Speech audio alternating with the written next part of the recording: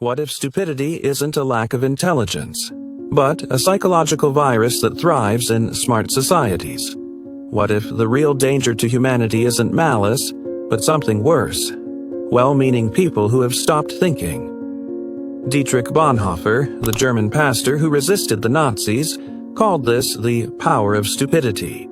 And if you think this doesn't apply to you, think again. Imagine this. A top-level scientist begins promoting conspiracy theories. A kind, intelligent parent starts rejecting life-saving medicine. A teacher, once beloved for compassion, begins spreading dangerous ideas in class. These aren't bad people, they're not uneducated. But something has switched off in them, and Bonhoeffer believed that switch was collective stupidity. But this isn't history. This is now. Remember the Milgram experiment? In 1961, psychologist Stanley Milgram asked volunteers to administer electric shocks to others when told to by an authority figure. Most did. Some believed they were killing someone, yet 65% obeyed. These weren't sociopaths, they were average people. People like us. Bonhoeffer observed something similar in Nazi Germany. He saw cultured, educated, even spiritual individuals embrace barbaric policies without blinking. Why? Because they weren't thinking. They were obeying. And that's the scary part. He wrote, "Against stupidity we are defenseless. Neither protests nor force accomplish anything here. Reasons fall on deaf ears." Let that sink in. With evil, there's at least a sense of guilt, a flicker of shame. But stupidity, it's immune. It feels righteous. It believes it's doing the right thing. And that's what makes it so terrifying. So here's a hard question. Have you ever believed something just because everyone else around you did too? This is what Bonhoeffer warned us about. Not dumbness, but the surrender of independent thought. In his prison cell sentenced to death for resisting Hitler, he wrote, "Not with anger, but clarity."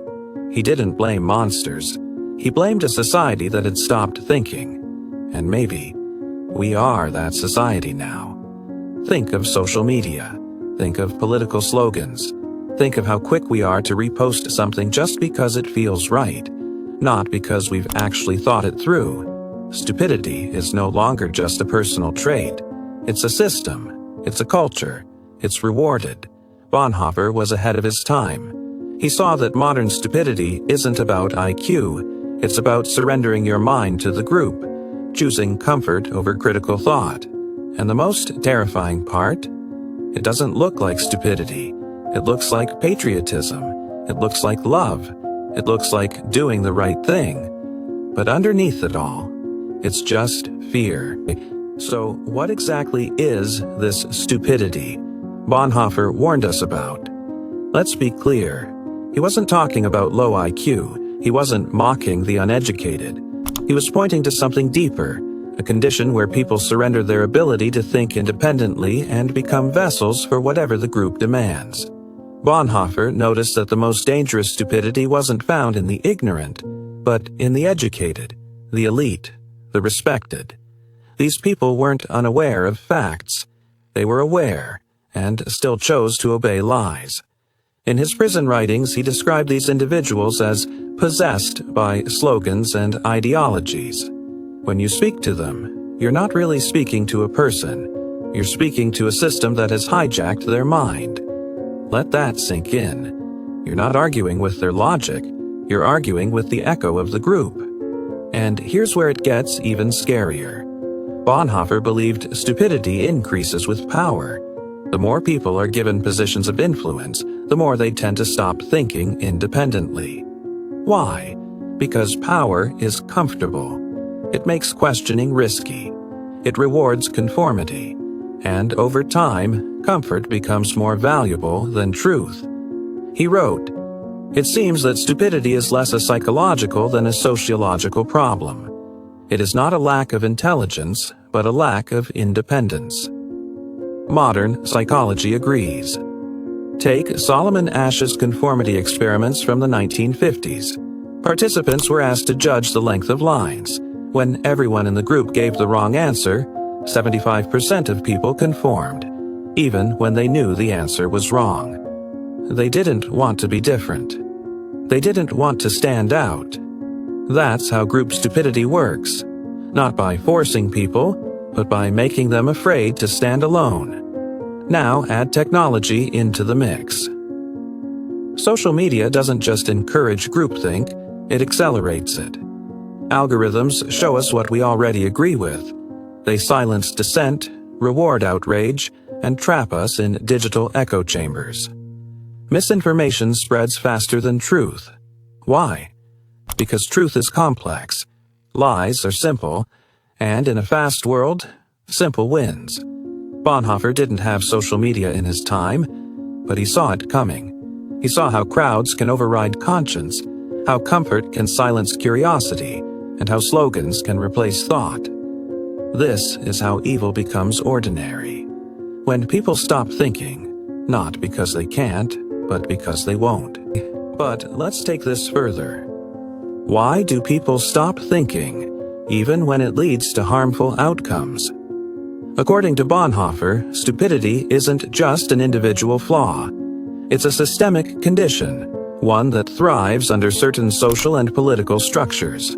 When people are overworked, underpaid, distracted, and stressed, deep thinking becomes a luxury. Survival takes over, and shortcuts become necessary. This isn't weakness. It's a response to pressure. Look around. Our systems reward emotional certainty over intellectual doubt. Media sells outrage. Politicians win elections with slogans, not nuance. Social platforms reward the most reactive, not the most reflective.